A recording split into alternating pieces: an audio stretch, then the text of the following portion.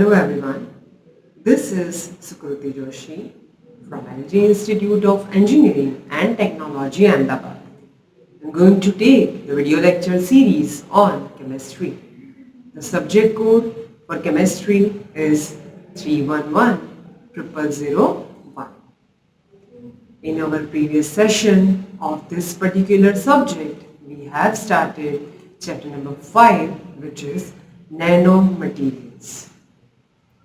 Nanomaterials are the materials which actually exist at the nano levels. That means at the level that is 10 raised to minus 9. Till now, in this particular chapter, we have dealt with certain amount of the sources of nanomaterials, what is the meaning of nanomaterial, what are the possible source, that means the natural source and synthetic source of the natural material.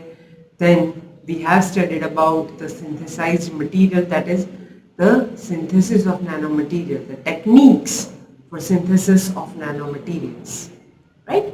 Which involves two different things. Number one, top-down approach. Second one is bottom-up approach. Now top-down and bottom-up both works for a same aim, but both work differently. From that, we have started top-down approach, and we have observed certain advantages as well as certain disadvantages of the top-down approaches. Top-down approach mainly involves different types of physical processing methods. Say for an example, mechanical method.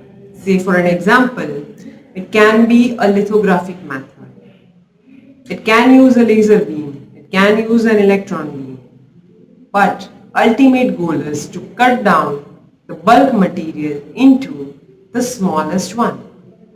This is the aim of any kind of top-down method or top-down technique. Right?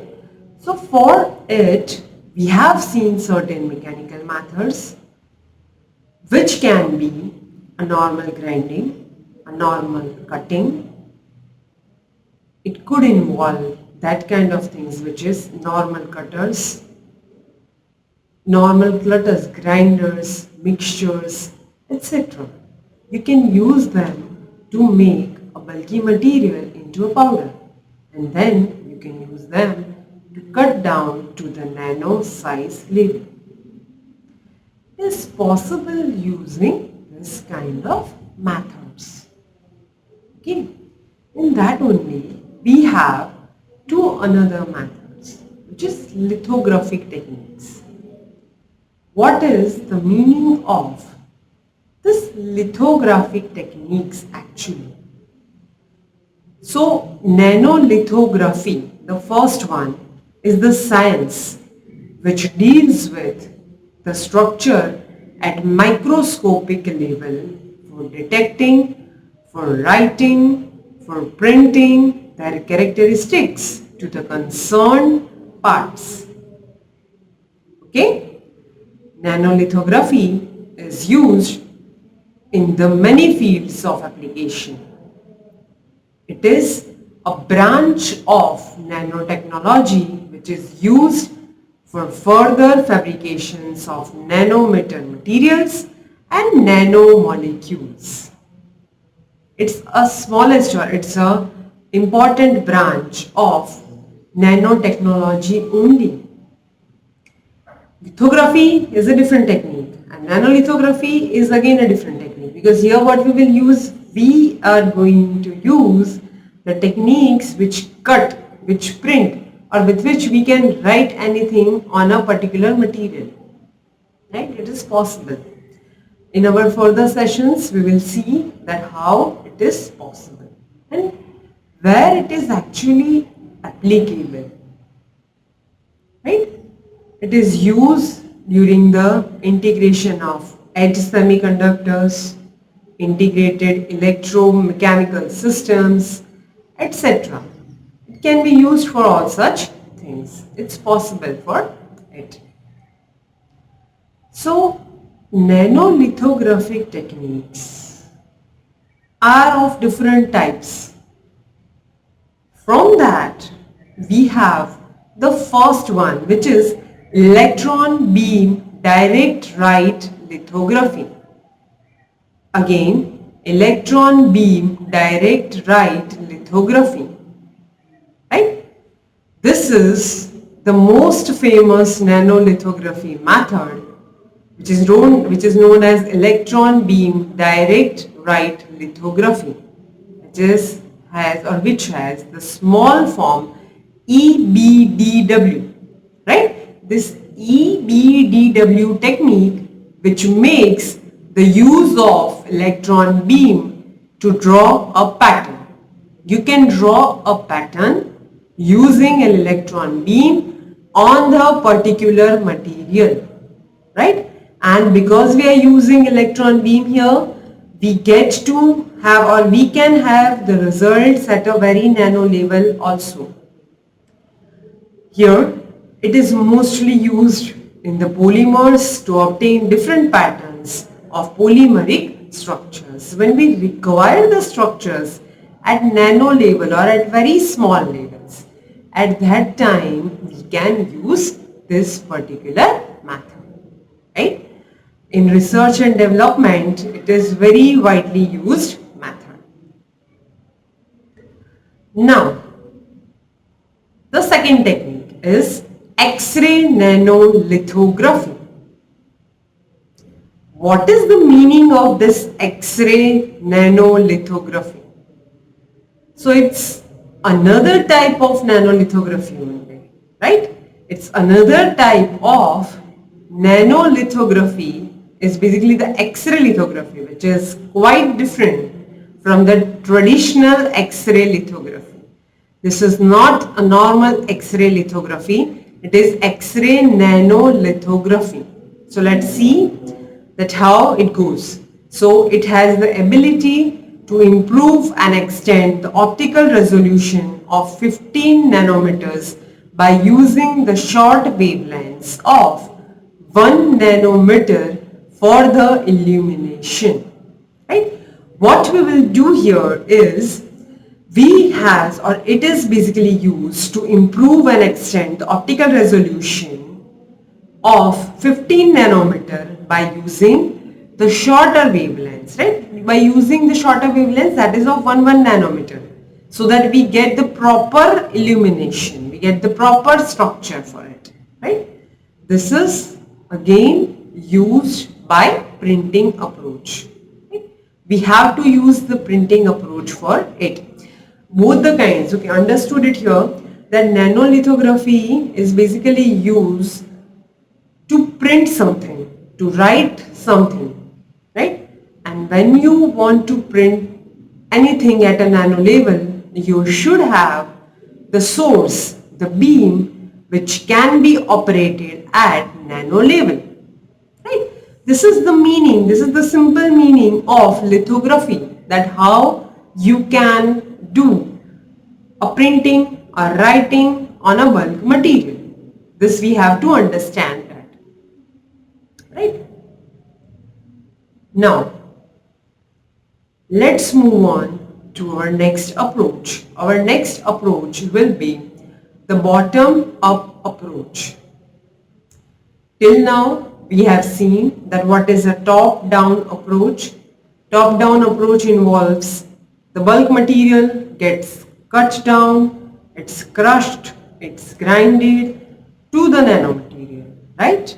Now in this particular approach, which is known as bottom-up approach, we are going to in opposite direction. We are going in a totally opposite direction than that of the top-down approach, right?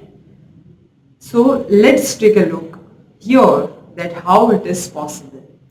So bottom-up approach is an approach refers to building up of the material from the bottom.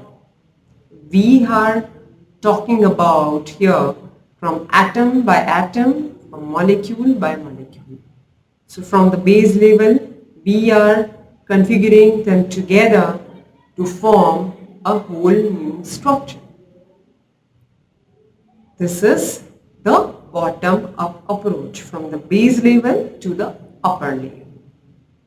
Right? Here, atom by atom deposition leads to the formation of self-assembly of the atoms, of the molecules, and of the clusters. Right? It leads to the self-assembly of all these materials. Now these clusters come together. Again, they become a self-assembly, they become clusters. These clusters came together to form the self-assembled monolayers on the surface of the substrates. We have to understand that the self-assembly came together to form the self-assembled layer. But where they will form? On the base. First we need a base. On that it will self-assemblize on first layer, second layer, third layer, fourth layer, likewise. It will assemblize itself. You need to make sure that where and when we are putting all these things together. Right? It's a kind of self-assembly. Right? But for it, we require the surface of substrate. Here, as you can see in the image, we have the atoms. That atoms combines together to form the clusters. Now these clusters deposited on self-assemblized and creates the nanoparticles. In this manner, it goes from bottom to up. In another way, which is a top-down approach, we move from top to the bottom approach. Right? Both are totally opposite in nature. One is going from this direction to this, one will move from another direction to this. But the ultimate goal remains same. That is nanomaterials. Nanomaterial, nanoparticle will be formed. Right? Here in the image, as you can see, all the bottom-up techniques and the starting material is either gaseous state or either liquid state of the matter. There in top-down approach, it has to be the solid state. But here it can be a gaseous state, it can be a liquid state. Right? So as you can see in the image, the bottom-up approaches, for an example, self-assembly, for an example, molecular patterning. So the smaller atoms combines together, physical or chemical triggers, for an example, changes in pH, in concentration and in temperature, causes them to mix up together, to combine together, and they create small clusters. Okay, these clusters are deposited on the surfaces, on the base, and they form a whole new structure.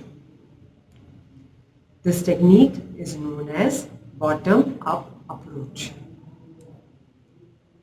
Here, the bottom-up refers to the methods where devices create themselves by self-assembly. Right? We can take an example of chemical synthesis. Chemical synthesis is the best example of bottom-up approach. Okay? This bottom-up should, broadly speaking, be able to produce devices much cheaper than top-down approach or top-down methods, but getting control over the methods is difficult. Right? It's difficult to getting control over it. Let's talk about the advantages and disadvantages of this particular method. So if we talk about it, we have here the advantage, which is ultra fine nanoparticles, nanoshells, nanotubes can be prepared. Narrow size distribution is possible, that is from 1 to 20 nanometers, it is possible. Right?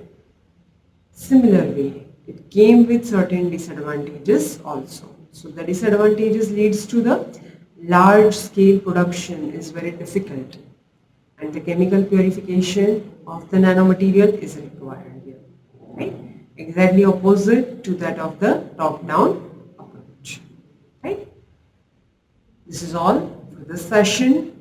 Next, we will see in our next session. Thank you so much, everyone.